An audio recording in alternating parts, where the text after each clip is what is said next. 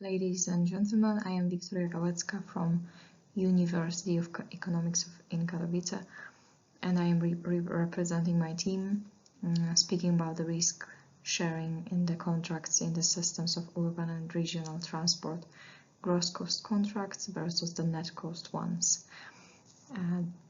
This is the very interesting topic, actually, speaking about the efficient operation of urban public transport. That is kind of course, crucial for the movement of people and the functioning of cities, particularly given the global trend of urbanization and increasing city populations. And that necessities, of course, cause some effects. So effective public transport systems require continuous improvement and the implementation of motivational solutions to enhance, of course, the efficiency and competitiveness against car travel would be beneficial. And so that study focuses on risk-sharing contracts between public authorities and transport carriers, and the aim, of course, would be to show how to allocate the risks in the best way, to be able to manage them, and of course improve the services, because public funds derived from taxpayer contributions must be managed rationally, ethically, and economically, while balancing, of course, the minimal public intervention and the needs of urban functionality. So that's why there is an importance, to distinguish those two primary contract types, which are gross cost and net cost contracts. So they are analyzed based on their impact on the risk distribution and service efficiency, while the research. That's why the research purpose would be, of course, the aim of the research would be to identify, assess, and allocate selected types of risks between all the parties and within those contracts presented, and just to determine the impact of different risk-sharing agreements on the quality and economy of public transport services. That would be beneficial to show what is the appropriate design contract and how it could impact on the development of the transport, urban public transportation system, and how could that have an impact on improving the quality of transport services.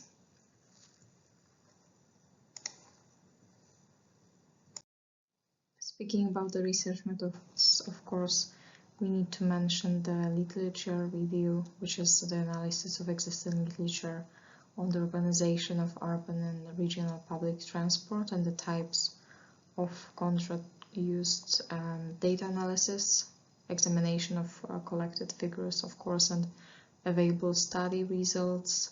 And speaking about analogy and synthesis, it was about utilizing methods of them, like these ones, to draw conclusions from the data. Brainstorming, of course, by engaging brainstorming sessions to explore different aspects and implications of risk sharing in transport contracts. And of course, important the practical experience, meaning using the practical experience in managing a large public transport system in a central part of Silesian Voivodeship in Poland was beneficial for this research. All these methods help to identify, assess, and speak about the possibilities of allocate selected risk types between the parties, taking into account, of course, two types of the contracts, so the gross costs and net cost ones in the urban and regional transport systems. Urban public transport can be organized in various ways with different levels of public sector involvement, of course, and market regulations. So procurement methods range from open competitive bidding to direct awarding of contracts in, for example, highly deregulated environments like in UK in mid-80s. Carrier bear most business risk, including legal resource availability and demand fluctuations. This model can lead to efficient resource management and reduced public spending, but may compromise service accessibility and quality. Systems with the significant public sector regulation ensure the stability and accessibility of the systems, even in low demand areas, but often they result in higher public funding requirements and potential inefficiencies. As we can see, we have different options of how could we model our organization of urban transport that include limited high regulations and competitive tendering and so on. Speaking about contract of services provision, it could be broadly categorized into gross cost and net cost contracts, of course. Under the gross cost contracts, transport providers they receive a fixed payment for services rendered, with the public authority assuming the revenue risk. This model ensures service provision stability and integration, but can lead to operator passivity regarding revenue generation and demand stimulation. And they, of course, ensure stable financing, but on the other hand, may lack incentives for carriers to increase service demand. Here the net cost contracts, transport providers in that scenario retain ticket revenue, assuming the associated demand risk. This model incentivizes operators to increase service attractiveness and passenger numbers. However, it may not be suitable for large cities with multiple service providers, as it can complicate, make more complex the tariff integration and service coordination. So, of course, we speak here about encouraging carriers to boost transport volume, but it may complicate the service integration. So that's the cost of it. And finally, speaking about the findings of the research, there is a huge importance of contract design that significantly impacts the participation and involvement of transport carriers.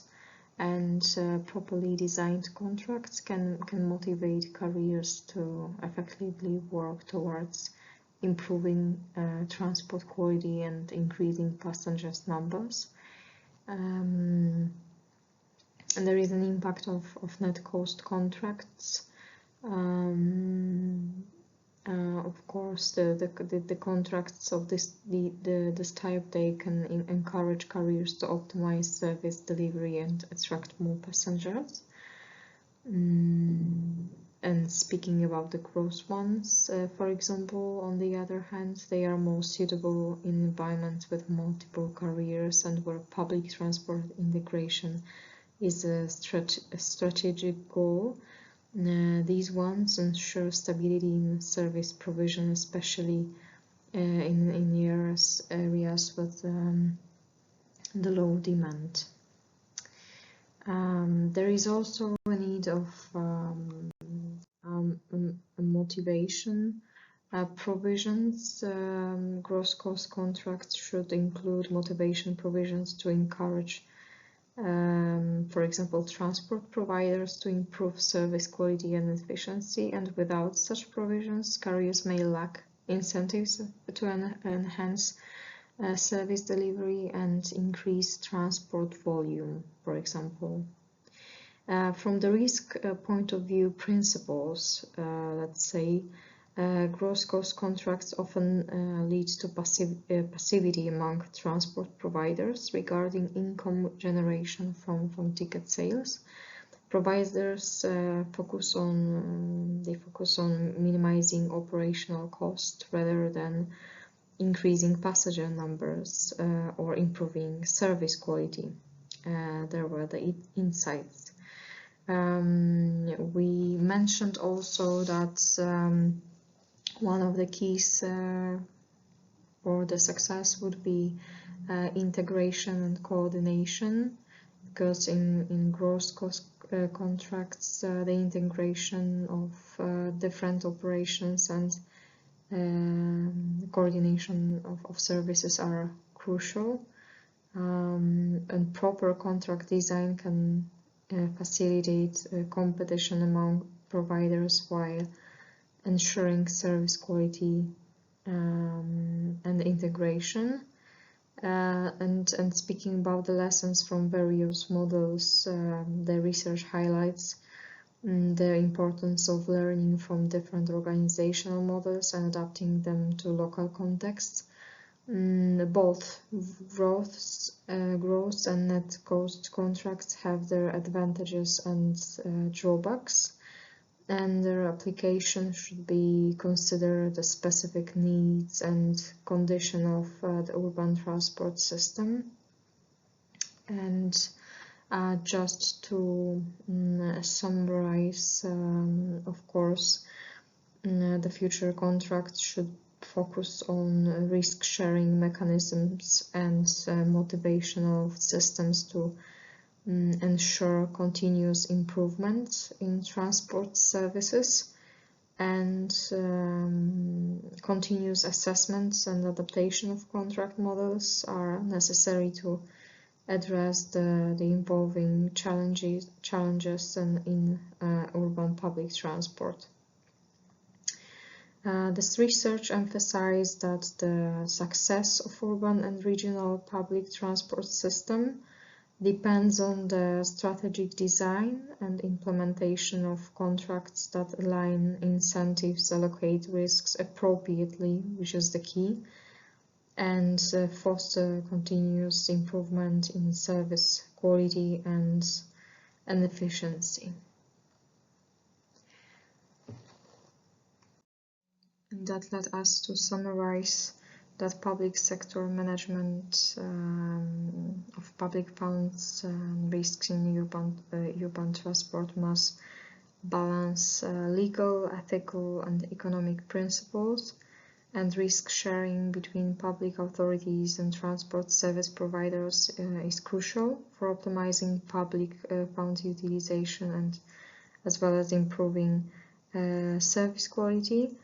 And so historical examples from the UK and Poland and other cases mentioned in the research illustrate the consequences of minimal public intervention and excessive public sector risk assumption. Effective contract design incorporating appropriate risk sharing and incentive mechanisms is vital for motivating transport providers and to enhance service efficiency and increase passenger numbers.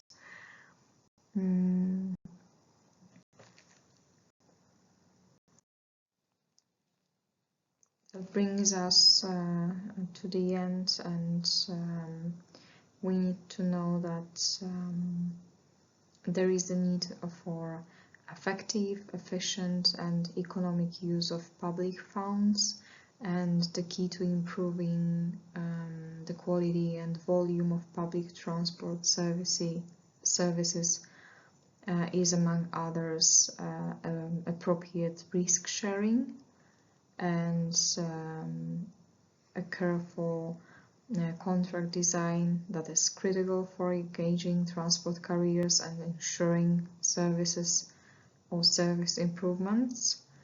The regulations the regulation mentioned allows direct contracting without competitive bidding, limiting cost benefits comparisons, and the motivational systems are essential for creating performance-based incentives to enhance career efficiency and increase passenger numbers.